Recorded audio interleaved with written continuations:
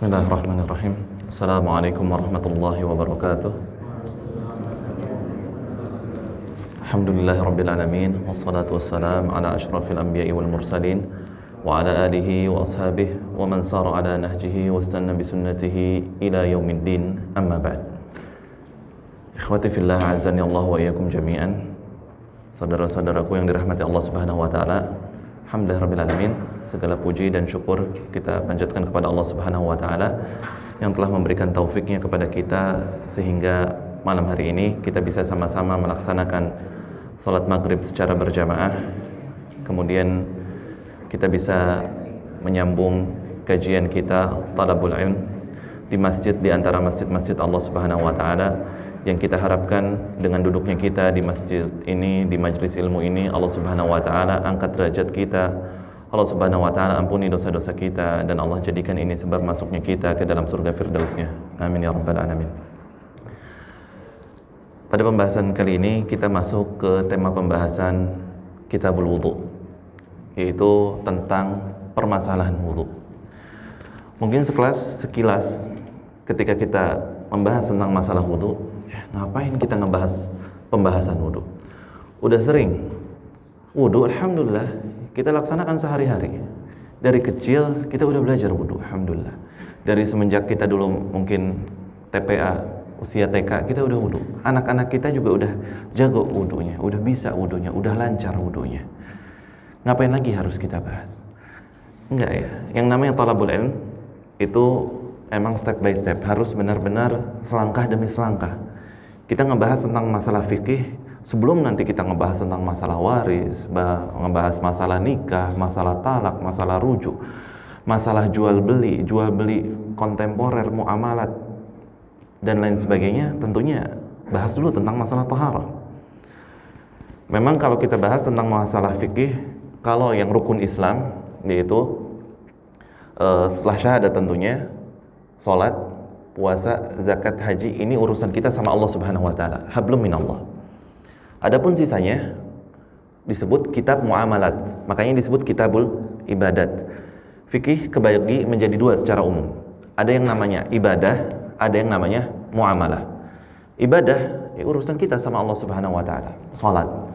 Kita misalkan naudzubillah salat nggak pakai wudu, ya nggak merugikan orang lain, tapi merugikan diri kita sendiri tentunya. Kemudian kita salatnya nggak benar. Kita sholat nggak tumakninah, nggak benar ibadahnya, tapi nggak merugikan orang lain, merugikan diri kita sendiri. Urusannya kita sama Allah Subhanahu wa taala. Kita nggak puasa atau pura-pura puasa di siang hari bulan Ramadan, kita ngumpet untuk makan, nggak ada merugikan orang lain secara langsung. Urusannya kita sama Allah Subhanahu wa taala. Zakat emang kewajiban. Ada harta orang miskin di situ, ada hak orang lain di situ. Tapi kalau kita udah bayar zakat ataupun nggak bayar zakat, ya nggak merugikan orang lain secara langsung. Orang-orang yang mustahikin, orang-orang para mustahik, nggak tahu kita udah bayar zakat atau belum. Ada orang miskin sekitar kita misalkan, tapi kita bayar zakat ke tempat yang agak jauh, ya nggak merugikan dia secara langsung. Nggak ada kewajiban syar'i kalau kita udah menunaikan zakat. Bahkan kita nggak mau menunaikan zakat pun, itu urusan kita sama Allah Subhanahu wa taala. Haji pun demikian, urusan kita sama Allah. Kenapa? Ini yang disebut ibadah. Lain halnya dengan muamalah. Muamalah kaitan kita dengan orang lain, kaitan kita dengan manusia. Nikah, ada kaitan hak istri kita di situ. Ada mahar, ada wali, dan lain sebagainya.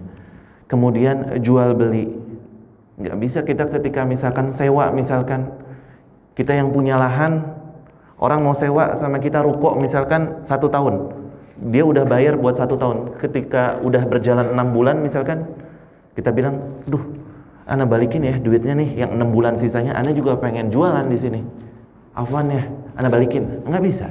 Kenapa? Hak orang lain di situ. Masalah muamalah nggak bisa seenak perut kita, nggak bisa. Harus ada kesepakatan antara kita sama pihak kedua, pihak ketiga, dan seterusnya. Ini kaitannya dengan muamalah. Maka sebelum kita melangkah ke bab muamalah, tentunya kita belajar dulu tentang bab ibadah. Di sini kita akan mempelajari biidznillah azza wajal pada kesempatan hari ini, yaitu berkaitan dengan wudu dan hal-hal yang berkaitan dengan kitabul wudu. Wudu memang terkesan hal yang ringan, kita bisa melaksanakannya 1 menit 2 menit beres.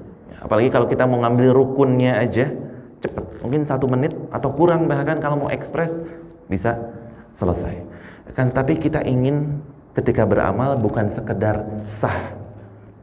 Karena pernah kita bahas pada kesempatan sebelumnya, bedakan antara sah dan tidak sah sama afdol dan tidak afdol. Beda. Sah berarti boleh, selesai urusan kita, sah. Sah nggak? Sah. Tapi apakah afdol? Belum tentu afdol.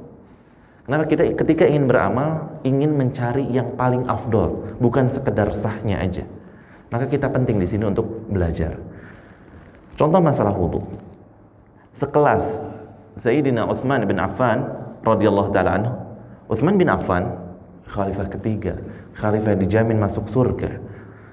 Utsman bin Affan pernah sengaja ngumpulin orang banyak.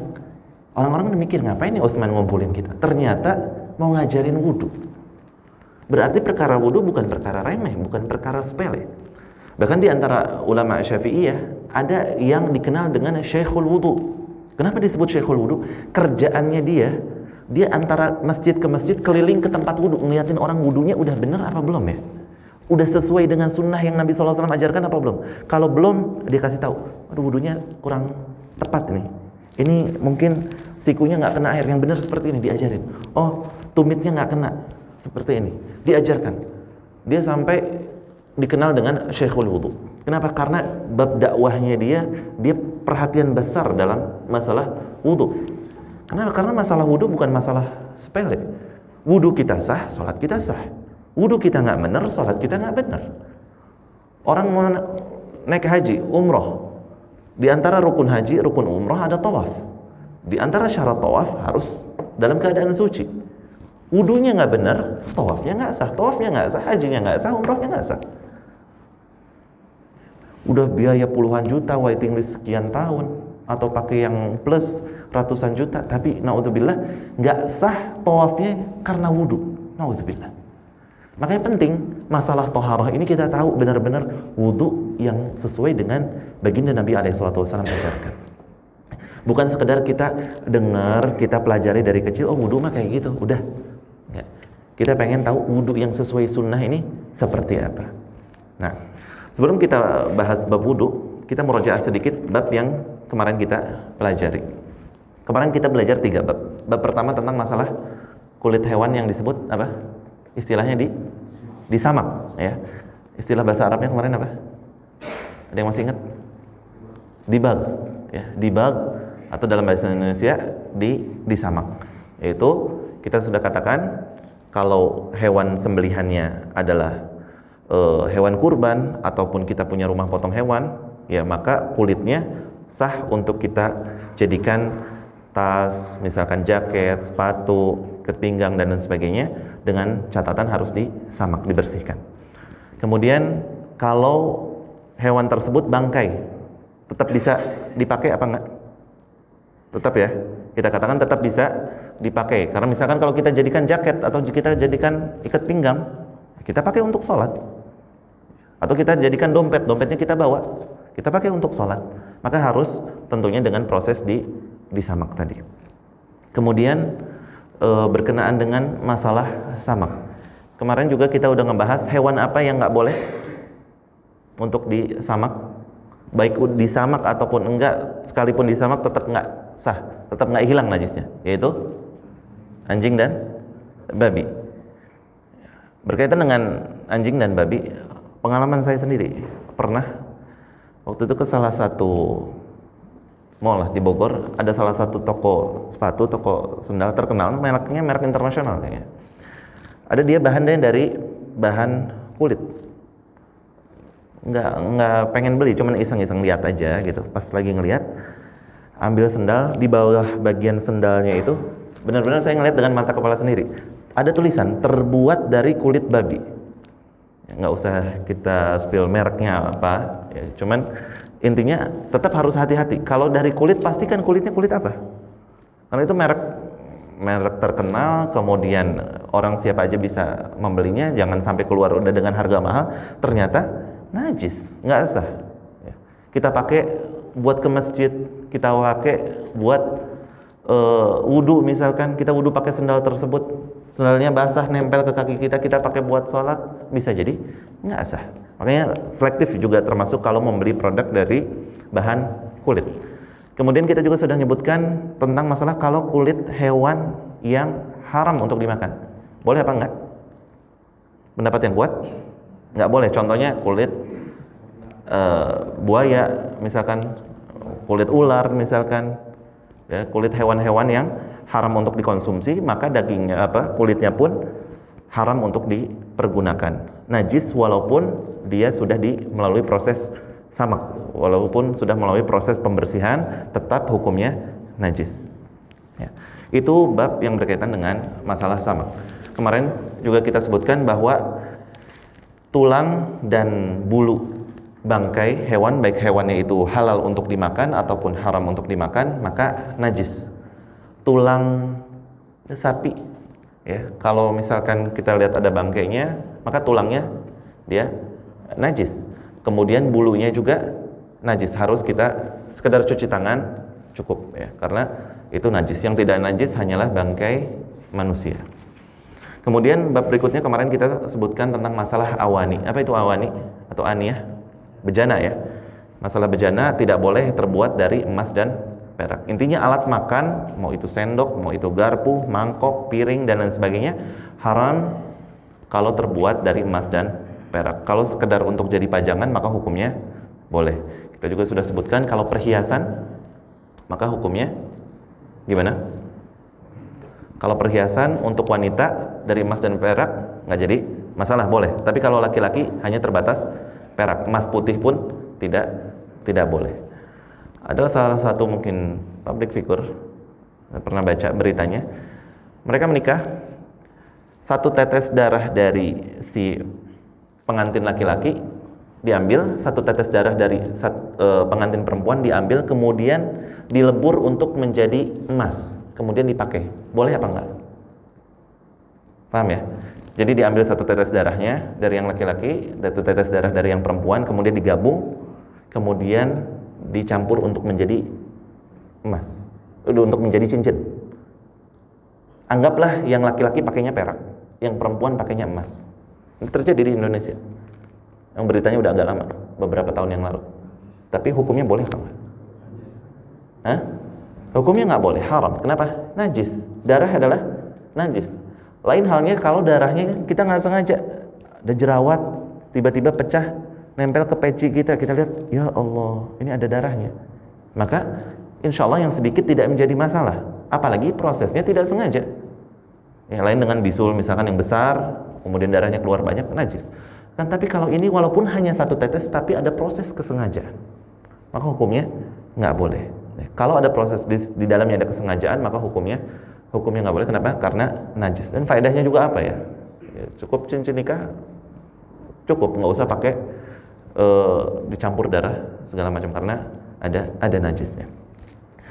Kemudian kita juga di pekan lalu sudah menyebutkan perhiasan yang boleh bagi laki-laki yaitu sekedar cincin dan jam tangan, ya. Ataupun selebihnya gelang, kalung. Kalau untuk sekedar fashion nggak boleh. Lain halnya kalau buat name tag dan sebagainya, maka hukumnya nggak jadi masalah. Adapun perempuan, hukum asalnya nggak jadi masalah memakai perhiasan, kecuali gelang kaki. Kalau untuk perempuan hanya boleh dipakai depan mahram. Kalau anak bayi nggak jadi masalah. Tapi kalau misalnya sudah dewasa, sudah balik, maka gelang kaki wanita hanya boleh nampak di depan mahram. Apalagi kalau ada yang bunyi kenceringannya gitu sampai kedengar suaranya dengan lawan jenis yang bukan mahram, maka hukumnya nggak boleh, haram. Kemudian bab berikutnya kemarin kita bahas tentang masalah apa? Siwak. Siwak itu kalau dalam mazhab Syafi'i, kalau kita lagi puasa maksimal waktunya kapan? Zuhur, ya. Nggak boleh lebih dari zuhur. Lebih dari zuhur boleh, tapi jatuhnya makruh. Kalau sampai zuhur, hukumnya masih mubah. Kemudian setelah itu 3 waktu yang sangat disunahkan untuk bersiwak. Kapan aja? Bangun dari tidur, kemudian mulut berubah baunya, misalkan kita habis makan jengkol, petai, durian dan teman-temannya. Kemudian yang ketiga yaitu ketika hendak sholat. Itu yang kita bahas pada pekan lalu. Kemudian kita sekarang masuk ke bab wudu. Bab wudu, ya, ini banyak hadisnya disebutkan dalam Bukhari dan Muslim, dalam Sahihain. Jadi insya Allah udah pasti valid kebenarannya. Ya, makanya kata Allah Subhanahu Wa Taala dalam Al-Quran, Inna nahnu anzalna dzikra wa inna lahu lahafizun. Kami yang menurunkan dzikr, yaitu Al-Quran dan Sunnah, dan kami yang akan menjaganya. Maksud penjagaan di sini jelas. Kita udah tahu Al-Quran di belahan bumi manapun pasti sama. Ada aja misalkan orang mau ngerubah isi Al-Quran, pasti ketahuan. Pasti ketahuan. Ini bentuk penjagaan Allah Subhanahu Wa Taala terhadap Al-Quran. Begitu juga dengan As-Sunnah. Makanya kita kenal dalam ilmu hadis ada hadis sahih, ada hadis dhaif, hadis lemah, ada hadis palsu. Kenapa? Karena Allah Subhanahu Wa Taala jaga agama ini. Bahkan sebagian para ulama mengatakan kalau ada seorang periwayat hadis pernah ngepranknya bukan ngeprank orang, tapi ngeprank binatang. Dia mau ngasih makan ayam misalkan.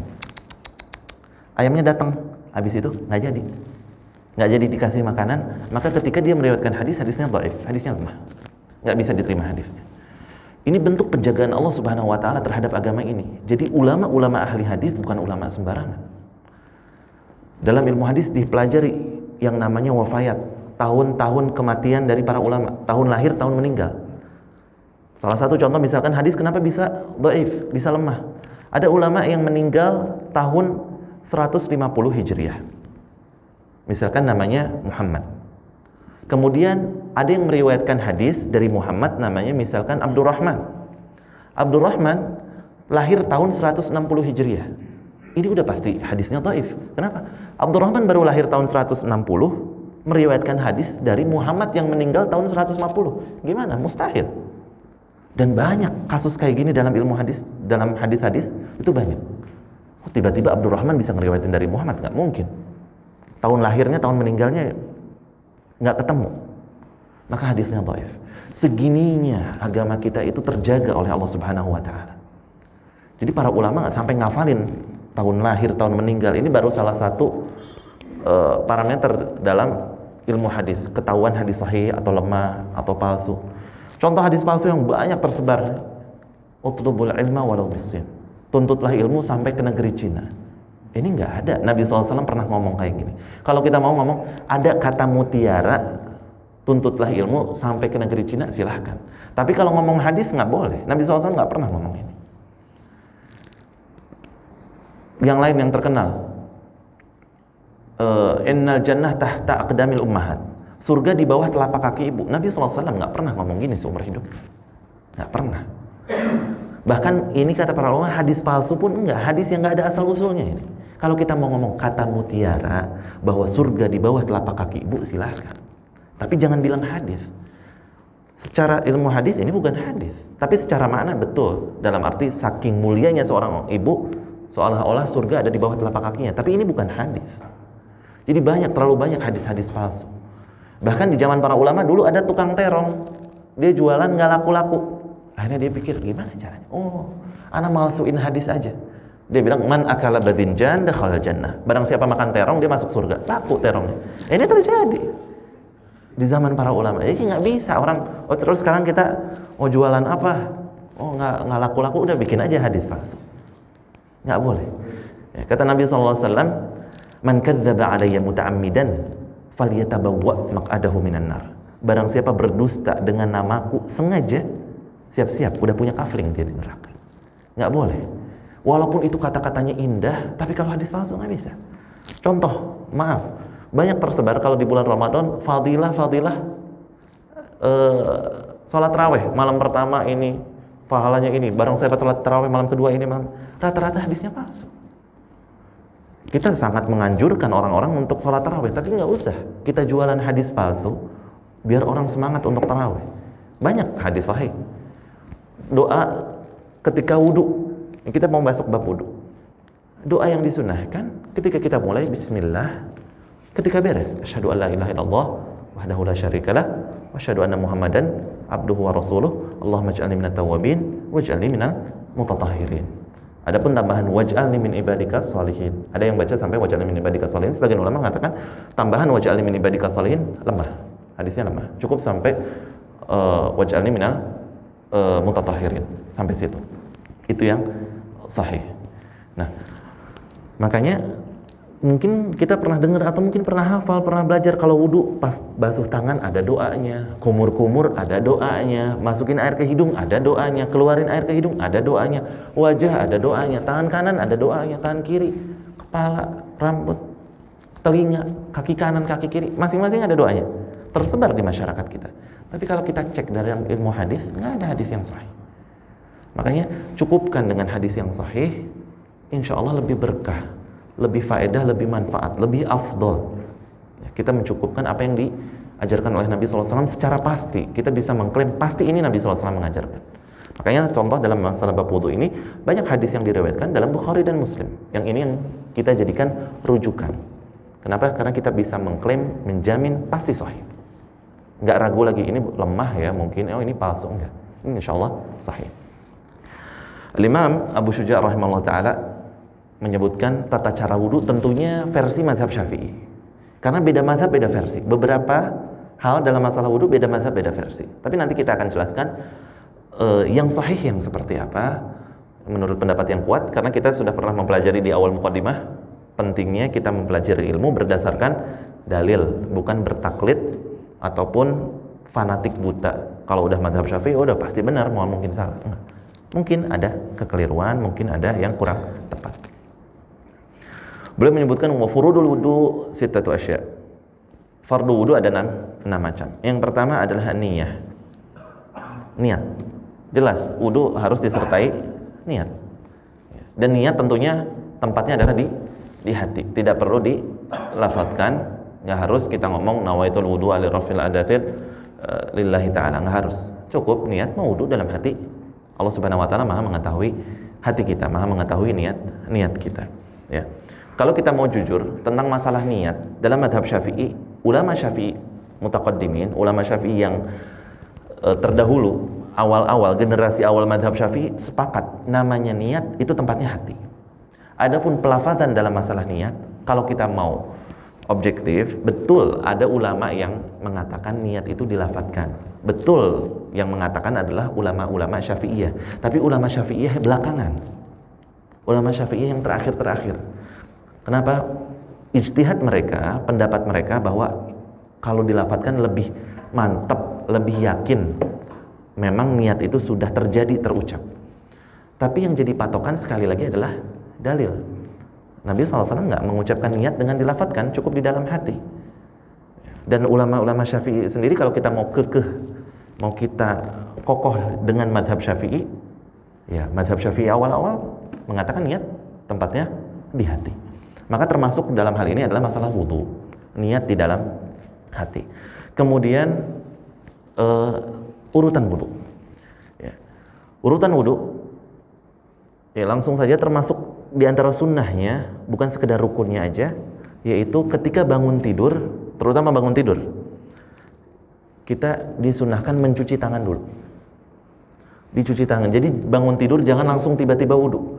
Ini cuci tangan yang sebelum wudu, bukan cuci tangan yang awal kita wudu, emang kita cuci tangan ya, telapak tangan. Tapi ini cuci tangan bangun tidur. Cuci tangan dulu ketika bangun tidur. Kalau ada keran kita pakai keran. Oh kita pakainya ember atau kita pakainya bak, silakan, nggak jadi masalah. Tapi ingat, ini tangan jangan langsung nyelupin airnya ke dalam ember atau ke dalam bak.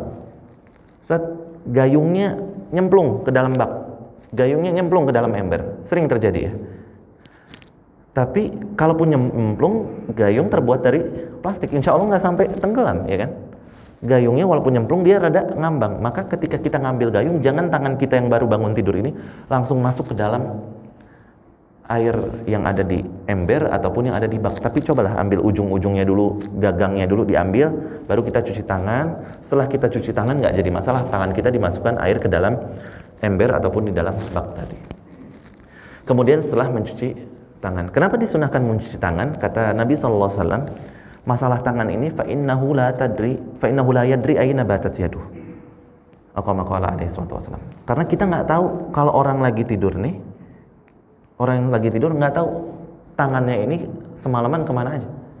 Kita kan nggak sadar. Oh mungkin garuk-garuk, mungkin masuk ke bagian mana, garuk mana, garuk sana, garuk sana. Mungkin ada najisnya, mungkin aja. Jadi makanya disunahkan untuk mencuci tangan karena khawatir kita nggak tahu semalaman tangan kita ngapain aja, khawatir megang najis, maka ataupun kotoran lainnya, maka disunahkan untuk mencuci tangan sebelum start wudhu. Ini terutama ketika bangun tidur. Kalau di luar bangun tidur, silahkan langsung cuci tangan biasa yang awal wudhu, nggak jadi masalah. Kenapa? Karena kita tahu persis tangan kita habis ngapain aja. Ya. Tapi kalau kita habis makan ya jangan langsung cuci tangan wudhu, bersihin dulu tangannya, baru kita mulai untuk berwudhu. Mencuci tangan awal tentunya kita mencuci telapak tangan. Selesai mencuci telapak tangan, satu kali boleh banget? Boleh, sah. Afdol apa enggak? Enggak afdol. Afdolnya berapa kali? 3 kali. Sunnahnya 3 kali. Saat mau sekali boleh, nggak jadi masalah. Tapi afdolnya 3 kali. 1, 2, 3. Selesai 3 kali. Habis itu apa? Kumur. Banyak di masyarakat kita taunya kumur dulu, baru bersihin hidung. Padahal sunnahnya itu bareng. Bukan kumur dulu, baru hidung. Tapi sunnahnya bareng. Kumur sekaligus bareng sama hidung. Gimana caranya? Ambil air. Ya. Ambil air dengan telapak tangan kanan, kemudian dihirup bareng, sebagian mulut ngambil, sebagian juga hidung ngambil. Jadi barengan. Terus dibuang dengan tangan kiri. Ambil.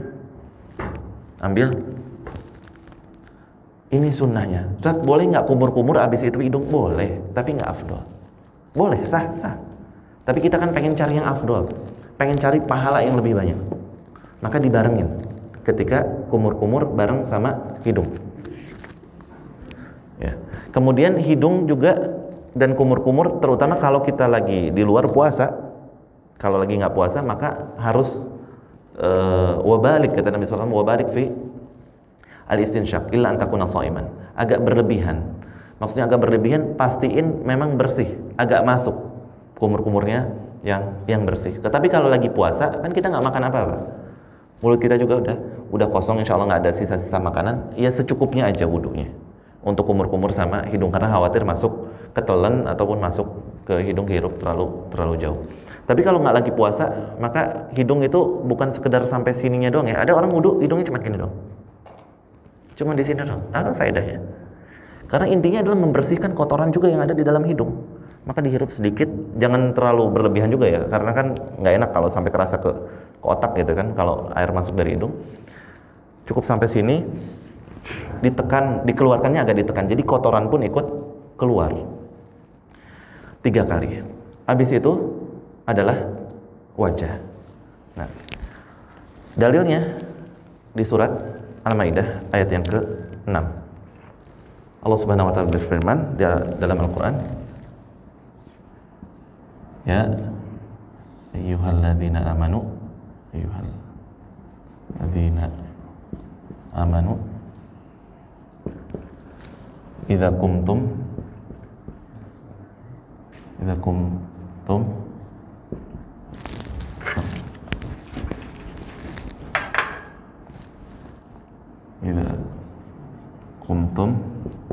ila salati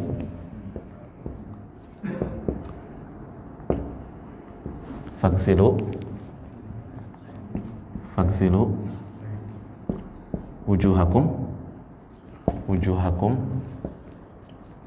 wa aydiyakum ilal marafiq wamsahu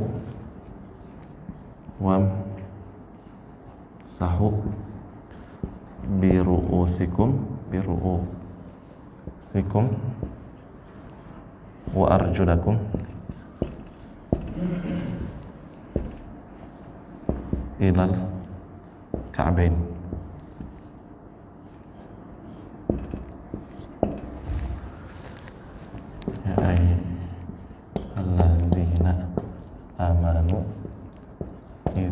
qumtum ila sholati faghsilu wujuhakum wa aydiyakum ilal rafiqi wamsahu bi ru'usikum wa arjulakum ilal ka'bayn. Surat Al-Maidah ayat yang ke-6. Kata Allah Subhanahu wa taala, ya ayyuhalladzina amanu. Allah mulai ayat tentang wudu ini dengan sebutan wahai orang-orang yang beriman. Kata para sahabat radhiyallahu taala anhum, kalau ada ayat dimulai dengan ya ayyuhalladzina amanu fa'ar'i sam'ak. Siapin nih telinga. Siap-siap. Kenapa? Karena udah pasti ini kaidah dalam Al-Qur'an, kalau ada ya ayyuhalladzina amanu,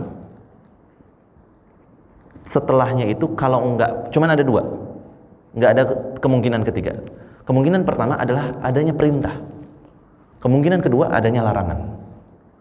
Enggak mungkin ada ayat dalam Al-Quran yang diawali ya ayyuhalladzina amanu, setelahnya bukan perintah, bukan larangan. Enggak mungkin.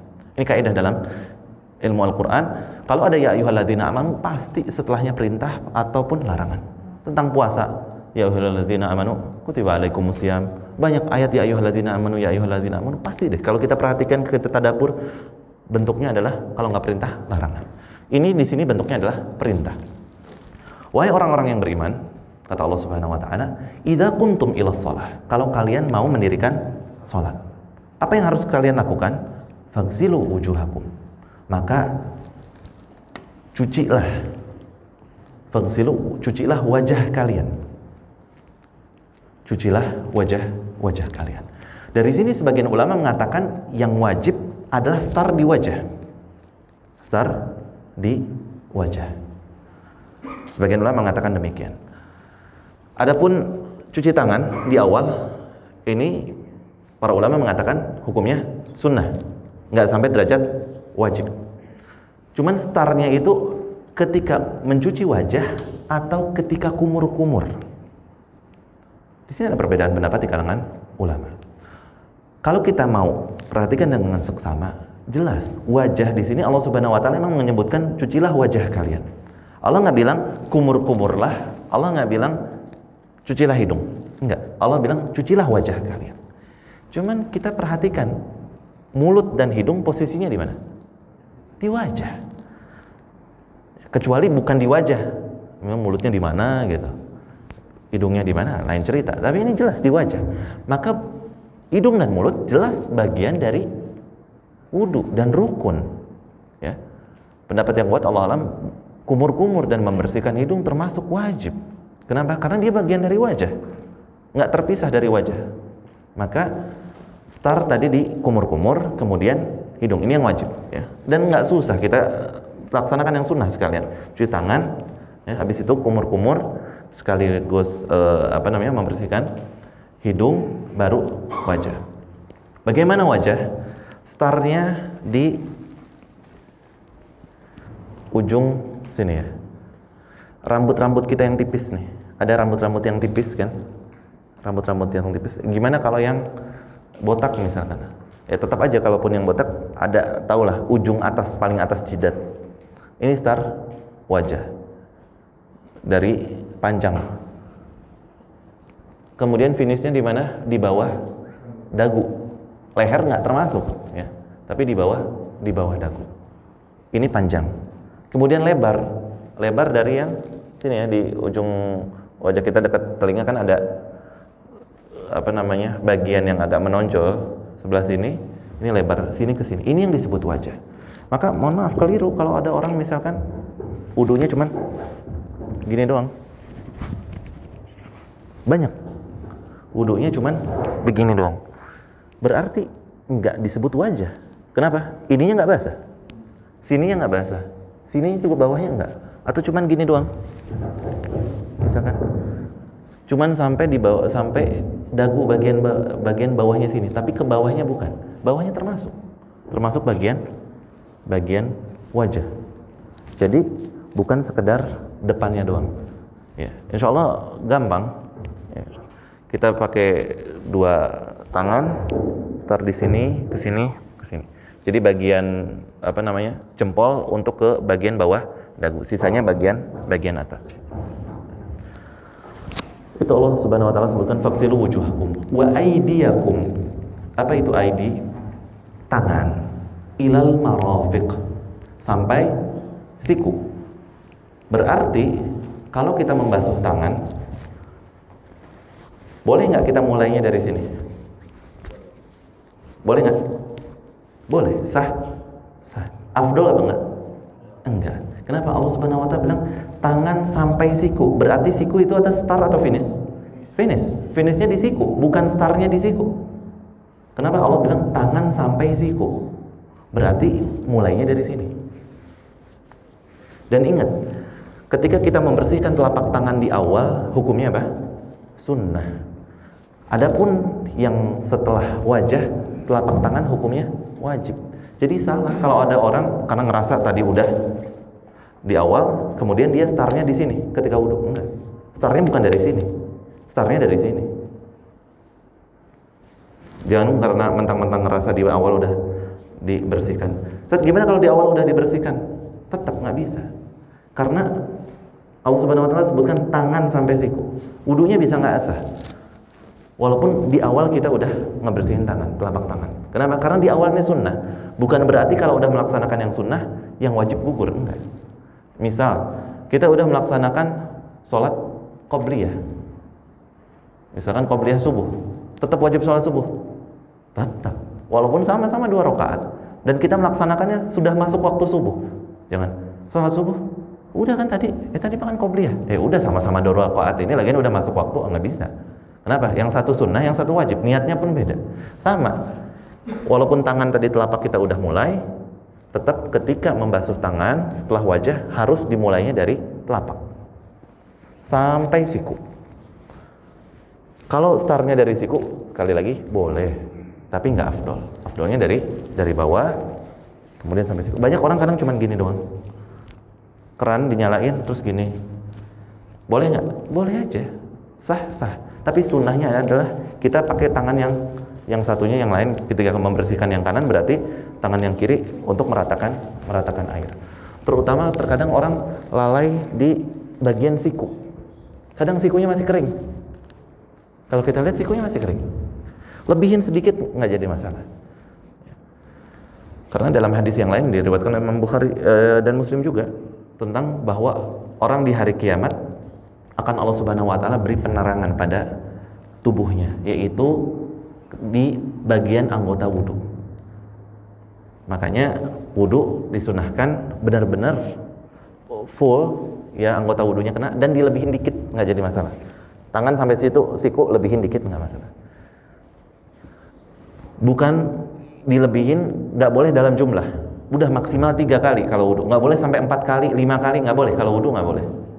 Sampai membasuhnya 3 kali cukup. 4 kali, 5 kali nggak boleh.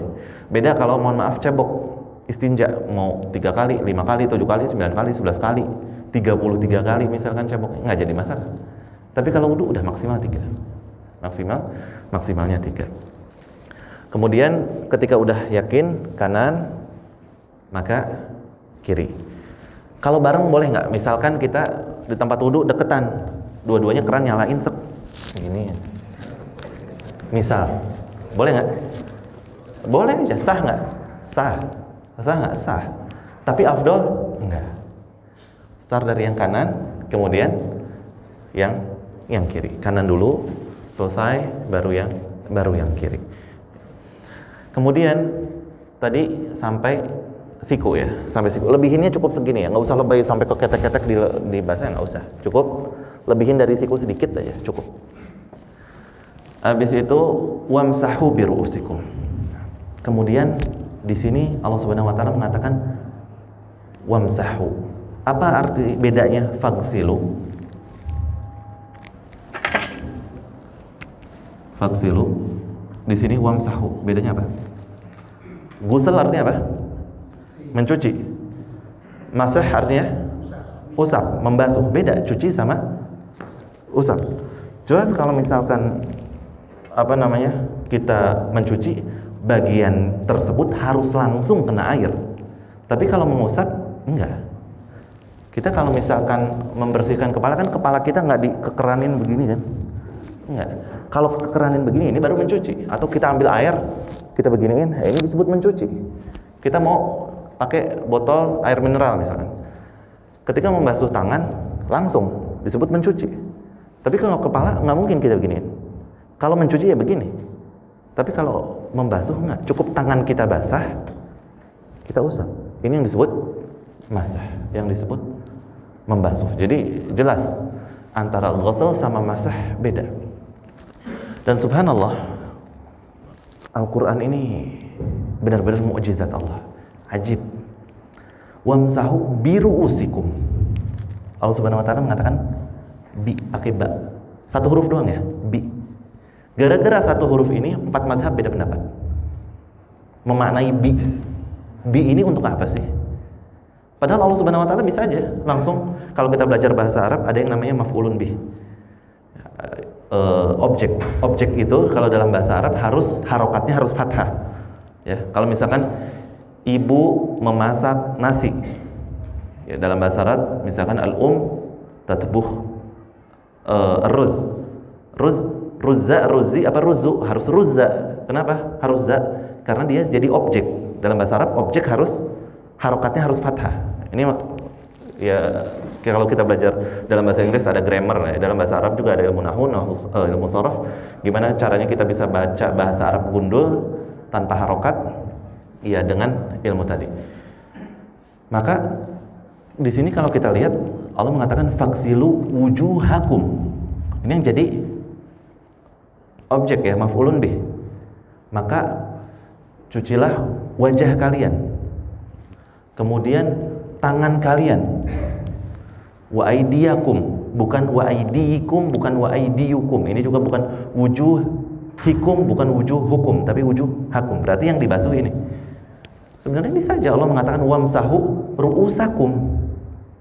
Sama aja kan? Jadi ru'usa misalkan. Tapi enggak. Allah pakai kata-kata bi, wamsahu bi ru'usikum. Maka basuhlah dengan wajah kepala kalian. Bi ru'usikum. Ini kita jeda azan dulu. Nah, beres azan kita lanjut lagi tentang masalah huruf ba ini. Nah, alhamdulillah. Barakallah. Baik, kita lanjutkan. Berkenaan dengan ayat ini, masalah membasuh kepala.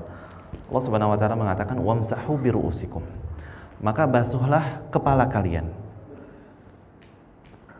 Basuh kepala kalian. Bi di sini madhab Syafi'i sama madhab Hanafi memaknai bi di sini maknanya litab'id. Apa artinya litab'id? Untuk sebagian. Berarti kalau dibasuh sebagian kepala cukup sah.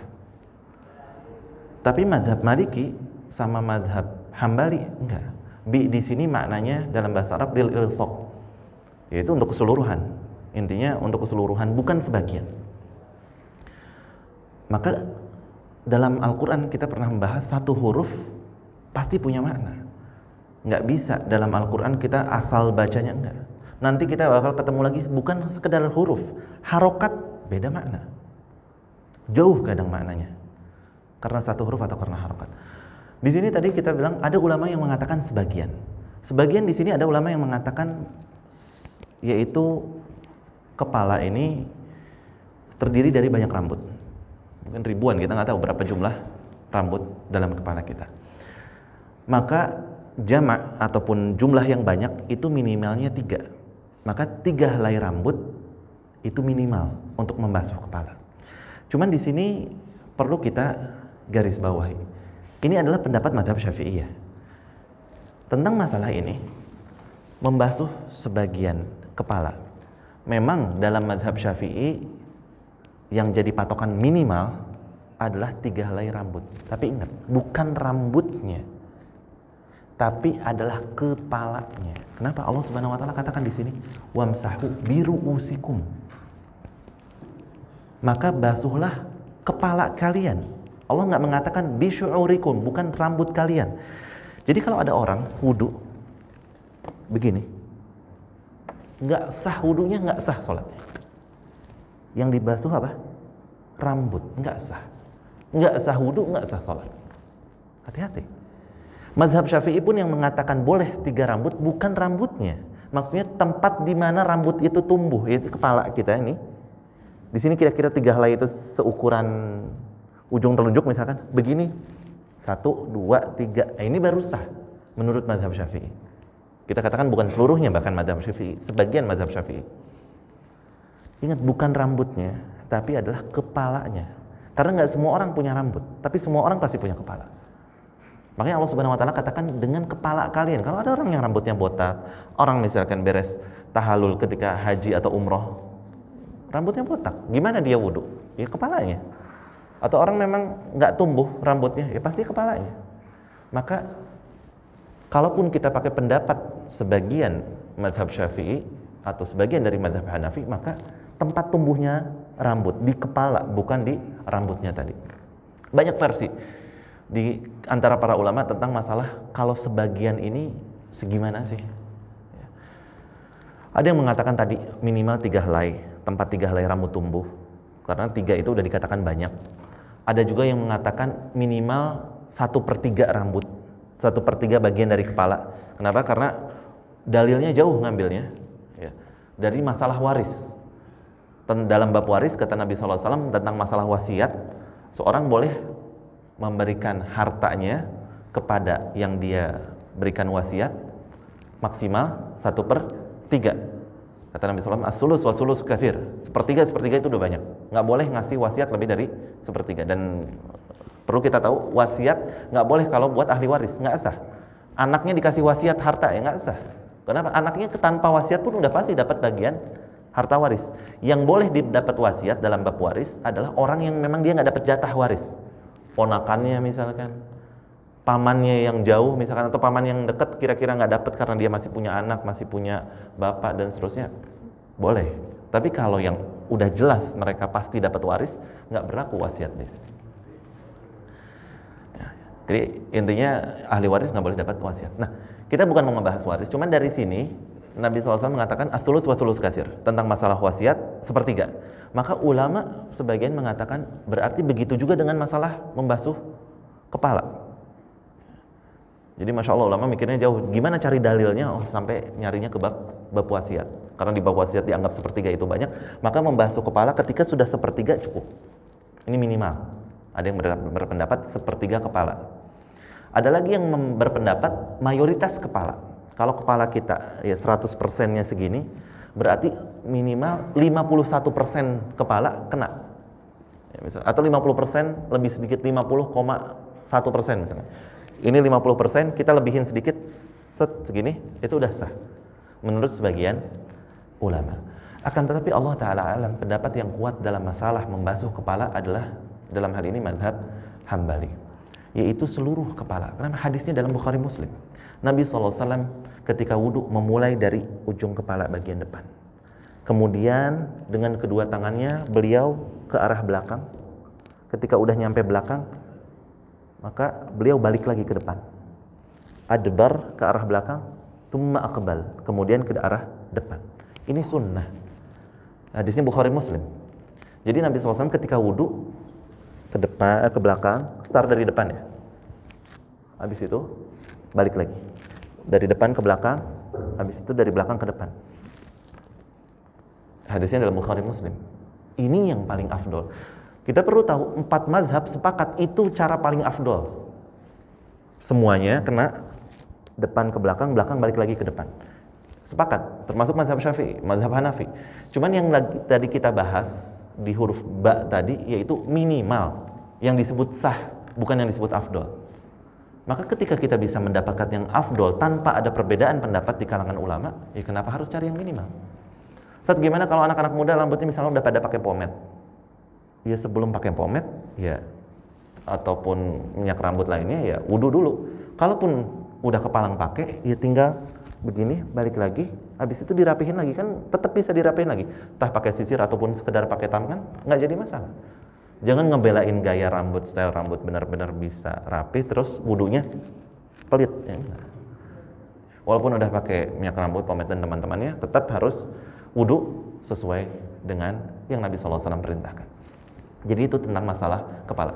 Bagaimana dengan wanita? Kalau perempuan rambutnya kan panjang. Entah rambutnya panjang dibiarkan terurai atau dikepang atau diikat. Maka perempuan dilihat dari ayat ini. Yang Allah perintahkan adalah apa? Kepala, bukan rambut. Jadi nggak usah rambutnya yang. Ada sebagian perempuan kan rambutnya panjang, ketika membasuh kepala yang dibasuh rambutnya, bagian sininya misalnya. Nggak sah wudunya. Nggak sah wudunya, nggak sah sholatnya. Buat haji, buat umroh, nggak sah tawafnya, nggak sah hajinya, bisa-bisa nggak sah umrohnya. Bukan kita jadi orang yang saklek, main keras, enggak. Justru sebaliknya, kita jangan meremehkan dengan masalah wudu gitu. Ya, perhatian dalam hal wudu karena menyangkut keabsahan ibadah-ibadah yang lainnya. Jadi kalau perempuan bagian kepala. Bedanya kata para ulama, kalau perempuan cukup dari depan ke belakang. Nggak usah dibalikin. Kenapa? Karena rambutnya kan panjang biasanya. Kalau kita dibalikin ya nggak jadi masalah, tapi kalau perempuan dibalikin mungkin jadi kusut banget. Jadi cukup kalau perempuan dari arah depan ke belakang. Cukup. Tapi tetap harus kepala, bukan rambutnya. Jadi walaupun rambutnya dalam kondisi dikuncir, dikepang, nggak usah dilepas kepangannya, bisa aja. Karena hanya bagian kepala dari depan ke belakang, cukup. Ini berkaitan dengan kepala. Kemudian sunnahnya, kata para ulama, Allah Ta'ala alam, kepala itu bukan 3 kali, tapi 1. Cukup 1 kali. Semua anggota wudu 3 kali, kecuali kepala, 1. Yang menjadikan perbedaan di kalangan para ulama ketika untuk telinga. Dalam mazhab Syafi'i di matan Abi Syuja ini disebutkan kita ngambil air untuk kepala, ya kan, basuh ya, bukan cuci, jadi ambil air, airnya dibuang gitu, cukup tangannya basah. Habis itu kalau dalam matan Abi Syuja ngambil lagi air, buang lagi, baru bersihkan telinga. Jadi 2 kali, untuk ngambil kepala sekali, habis itu ngambil air sekali. Tapi Allah alam, pendapat yang kuat dalam hal ini cukup 1 kali. Jadi ngambil air untuk kepala sekaligus untuk telinga, nggak usah ngambil air yang baru. Jadi cukup 1 kali, udah sepaket. Allah Subhanahu Wa Taala nggak nyebutin telinga, kepala doang. Tapi dalam hadis Nabi SAW mengatakan al-udhunani minar ra's, 2 telinga bagian dari kepala. Maka wajib telinga juga untuk dibasuh. Makanya pentingnya kita belajar Al-Quran dan hadis. Kalau orang yang nggak mau nerima hadis, cuman pakai Al-Quran aja ya, nggak bakal tahu tata cara wudu yang benar. Karena yang lainnya dijelaskan dalam hadis. Beres kepala, telinga kita pakai cukup jari telunjuk dan ibu jari. Yang ini ke sini, kemudian yang jempol atau ibu jari ke bagian belakang. Gampang insyaallah. Yang ini masuk, jangan cuma sekedar ininya doang atau begini doang, tapi memang dimasukin ini ke telinga, kemudian cukup 1 kali kepala dan telinga. Selanjutnya Allah Subhanahu Wa Taala mengatakan wa arjulakum ilal ka'bain. Wa arjulakum ilal ka'bain. Ustaz, kok wa arjulakum bukan wa arjulikum? Kalau di sini kan bi ru'usikum. Dalam bahasa Arab ada namanya bab ataf. Ataf itu kata sambung. Kata sambungnya di sini ada huruf waw dan. Maka kalau ada kata sambung misalkan ibu memasak nasi dan ikan, berarti ya yang dimasak nasi sama ikan gitu kan, karena dan di sini paling dekat ke nasi, berarti sama-sama ikan, sebagaimana nasi dimasak, ikan pun dimasak. Walaupun ada kata-kata sebelumnya, ibu mencuci baju, menyetrika, kan nggak mungkin menyetrika ikan, ya kan? Pasti yang terdekat kata-katanya adalah memasak misalkan. Persis dalam bahasa Arab pun demikian. Maka di sini dan harusnya terdekatnya dia ngikutin harokatnya yang sebelumnya. Allah mengatakan wamsahu biru'usikum, pakai kasroh. Harusnya wa arjulikum, bukan wa arjulakum. Tapi di sini kita bacanya, kita cek semua mushaf wa arjulakum. Kalau kita belajar ilmu Al-Quran, ada namanya ilmu qiraat. Ada ma'ruf, ada qiraat sab'ah, qiraat asyrah. Kita tahu misalkan baca wadduha walaili idza saja, ada bacaan yang bacanya wadduha walaili idza saja. Ada kita baca Toha, ada yang baca Tehe. Itu semua betul. Di antara bacaan Al-Quran ada yang bacanya emang wa arjulakum, ada yang wa arjulikum. Tapi subhanallah, beda harokat, beda jauh maknanya. Kalau kita baca wamsahu biru'usikum wa arjulakum, maka sebagaimana ini fathah, ngikutin ke sini, ini fathah, ini fathah. Maka yang fathah diapain? Dicuci. Kepala dicuci, tangan dicuci, maka kaki pun dicuci. Kenapa? Karena kita bacanya fathah. Ngikutin di sini, cucilah wajah, tangan, berarti termasuk juga kaki. Kaki harus langsung kena air, dicuci. Nggak boleh dibasuh. Tapi kalau kita bacanya wa arjulikum pakai kasroh, maka berarti kaki itu diusap, bukan dicuci. Kalau kita bacanya kasroh, berarti ini air udah cuman sekedar dibasuh gitu aja, dibasuh gini aja, bukan dikenain air. Jadi subhanallah, Al-Quran luar biasa. Jangan sampai kita gara-gara harokat salah. Maka harokat itu nggak sepele ya. Beda harokat jauh beda makna, jauh beda praktek. Prakteknya jauh, antara cuci sama usap jauh berbeda. Maka akidah kita Ahlussunnah wal Jamaah, kita dalam masalah ini ulama Ahlussunnah sepakat kaki itu dicuci. Adapun yang baca dengan kaki itu dibasuh kalau kita lagi pakai sepatu atau kaos kaki. Nanti ada pembahasannya bab masah alal khuffain, yaitu mengusap ketika wudu. Kita nggak mencuci kaki kita nggak melepas kaos kaki kita nggak melepas sepatu kita, tapi cukup membasuh di atas sepatu atau di atas kaos kaki. Cuman orang Syiah mereka bacanya emang wa arjulikum di ayat ini. Maka kalau kita perhatikan orang Syiah, kaki itu mereka nggak dicuci tapi diusap. Jadi gara-gara harokat A sama I aja prakteknya udah beda. Jadi dalam masalah ini kaki dicuci, bukan diusap. Wa arjulakum ilal ka'bain, sampai mata kaki. Berarti boleh nggak startnya dari mata kaki? Boleh. Tapi afdol apa enggak? Enggak. Berarti startnya dari ujung jari, finishnya di mata kaki. Lebihin sedikit boleh. Dan sunnah boleh dipraktekkan, boleh enggak. Kalau memang merasa mudah, alhamdulillah. Itu juga termasuk sela-sela jari kita cuci. Dan sunnahnya pakai kelingking tangan kiri. Kelingking yang kiri dimasukin sela-sela jari, baik itu kaki kanan ataupun kaki kiri. Dibersihkannya pakai kelingking tangan kiri. Saat ribet, boleh nggak pakai 5 jari? Ya silahkan aja pakai 5 jari. Atau pakai jempol gini biar cepet, karena udah biasanya pakai jempol, nggak jadi masalah. Boleh aja. Ya, cuman kalau kita pengen benar-benar ngikutin sunnahnya 100% dalam wudu, di sela-sela jari kaki itu membersihkannya dengan kelingking tangan kiri. Startnya dari depan kemudian sampai mata kaki. Dalam hadis Abu Hurairah, Nabi SAW menyebutkan wailun lil aqabi minan nar. Kata Nabi SAW, asbigul wudu, sempurnakan wudu. Nabi SAW bilang sempurnakan wudu. Abu Hurairah yang meriwayatkan hadis ini bilang wailun lil aqabi minan nar, celaka bagi orang yang wudunya nggak benar di area tumit. Kenapa banyak orang wudu gini doang? Gini. Dia benar-benar malas banget tangannya untuk nunduk sedikit untuk begini aja. Atau cuman ngambil gayung begini, atau cuman gini-gini. Sah. Wudunya sah. Afdol? Nggak afdol. Afdolnya tetap pakai tangan. Kenapa? Karena begini itu rawan tumitnya nggak basah semuanya, terutama bagian tumit. Makanya sampai Abu Hurairah mengancam dengan neraka. Kata Abu Hurairah, ancamannya neraka bagi orang yang ketika wudu, terutama bagian tumitnya tersepelekan, akhirnya tumitnya tetap masih kering. Ini yang berkaitan dengan wudu. Selesai sampai mata kaki, selesai pula wudunya, kemudian doa setelah wudu. Tadi kita sebutkan apa? Asyhadu an la ilaha illallah wahdahu la syarikalah wa asyhadu anna Muhammadan abduhu wa rasuluh. Allahumma ij'alni minat tawwabin waj'alni minal mutatahhirin. Sampai sini sahih. Adapun tambahan waj'alni minal ibadikas shalihin, sebagian ulama menghukumnya dhaif ataupun lemah. Sedikit yang berkaitan dengan masalah wudu. Wudu harus urutannya harus tertib. Nggak boleh kita misalkan tangan dulu, habis tangan baru kumur-kumur, habis itu kaki, habis itu muka, terus ditanya ngapain wudunya kayak gitu. Yang penting semua anggota wudunya kena, nggak bisa. Harus tertib. Ini rukun. Memang harus urutannya tadi.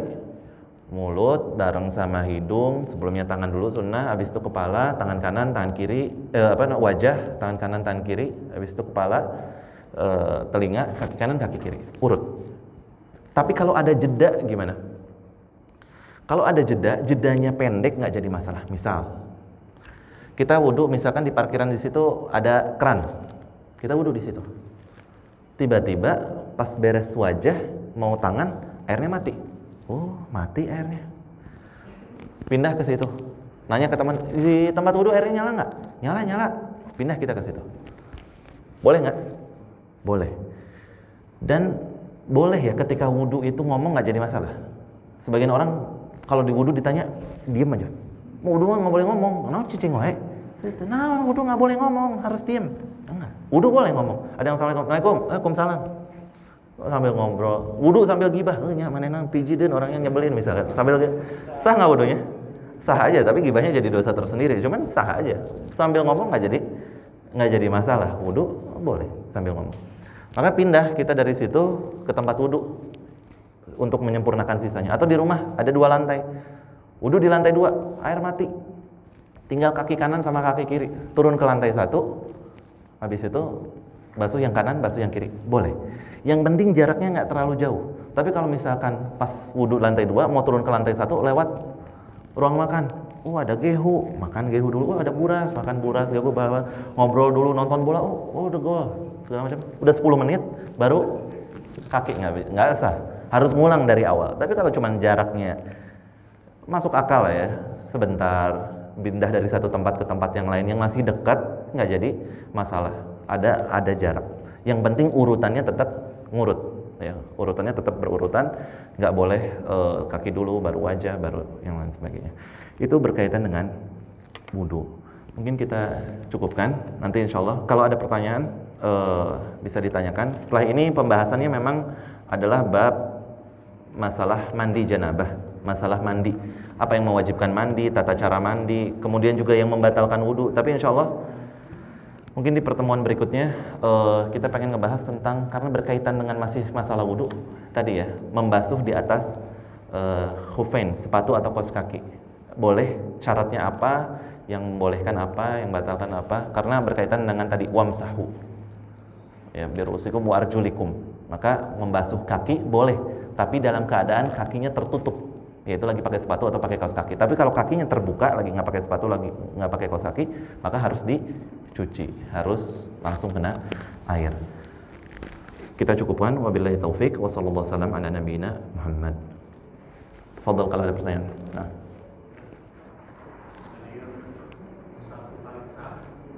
Ya. Ya. Kalau umpama satu ini, apa semua juga satu? Oke. Apa emang ini doang satu, yang lain 2 apa 3? Oke, baik. Tadi kita sebutkan yang paling afdol adalah ketika wudhu 3 ya. Tapi 1 kali sah. Makanya kita kalau pakai botol air mineral segini sebenarnya udah cukup buat wudhu dari awal sampai akhir. Misal kita wudhu pakai air mineral, dari awal udah satu. Ternyata pas nyampe kaki, lumayan masih banyak sisanya. Maka kakinya 3, nggak jadi masalah. Pas misalkan di wajahnya 2, nggak jadi masalah. Jadi kalau udah 1 nggak harus semuanya 1. Boleh sekali-kali 1, ntar ada yang 2, ada yang 3. Yang penting nggak lebih dari 3. Tujuannya kenapa disunahkan 3? Karena khawatir yang 1 mungkin muka baru kena 90%. Tapi begitu yang kedua 95% misalkan, yang ketiga 100% semua kena. Jadi saling melengkapi antara basuhan yang pertama, kedua, dan 3. Persis kalau kita misalkan mau ngambil fingerprint buat di HP atau wajah, dia kan nggak sekali, tapi geserin. Kenapa? Karena saling melengkapi antara yang satu dengan yang lainnya. Allah a'lam. Ada lagi pertanyaan? Kalau niat wudhu tapi dia mandi, tapi niat wudhu sekalian, boleh? Nah, niat mandi sekalian wudhu, sebagian ulama mengatakan boleh. Ya, nggak jadi masalah karena mandi wajib, udah pasti semua anggota wudhu kena. Maka boleh mandi sekaligus wudhu. Cuman kalau mau aman, tetap wudhu dulu. Kenapa? Karena dalam mandi pun sunnahnya, nanti kita akan masuk babnya, sunnahnya wudhu dulu, beres wudhu mandi, baru beres semua anggota wudhu selesai, baru kita mulai mandi. Kalau 3 udah mandi, ya udah nggak usah wudhu lagi. Kenapa? Karena udah cukup wudhunya dengan yang tadi. Itu yang banyak ulama mengatakan boleh Kenapa? Karena di awalnya memang udah wudu duluan. Allah Ta'ala. Ya. Kalau dosen kan sama kan, kalau sampai kita menyentuh kemaluan bagaimana? Iya. Di sini ada perbedaan pendapat di kalangan ulama tentang masalah pembatal-pembatal wudu, di antaranya menyentuh kemaluan. Sebagian ulama memang mengatakan menyentuh kemaluan membatalkan wudu. Banyak yang mengatakan seperti itu, di antaranya mazhab Syafi'i sama mazhab Hambali. Tapi banyak juga ulama yang mengatakan bahwa menyentuh kemaluan ini membatalkan kalau ada syahwat. Kalau nggak pakai syahwat nggak batal. Atau ada juga berpendapat bahwa selama menyentuh tanpa ada yang keluar dari kemaluan, maka tidak membatalkan wudu. Maaf, kita wudu, habis itu mandi. Pas mandi otomatis, pas sabunan misalnya apa, pasti kita menyentuh kemaluan. Maka kita kan menyentuh kemaluannya cuma sekedar buat membersihkan pakai sabun aja, bukan menyentuhnya dengan syahwat. Maka tidak membatalkan wudu menurut pendapat yang kuat. Allah a'lam. Ada lagi pertanyaan? Atau kita cukupkan? Baik, kita cukupkan. Semoga apa yang kita pelajari dapat bermanfaat, dan wudu ini bab yang penting bisa kita praktekkan dalam keseharian kita, juga untuk kita dakwahkan kepada keluarga sekitar kita. Kita tutup dengan doa kafaratul majlis. Subhanakallahumma wa bihamdika asyhadu an la ilaha illa anta astaghfiruka wa atubu ilaik. Sallallahu alaihi wasallam ala nabiyina Muhammad. Assalamualaikum warahmatullahi wabarakatuh.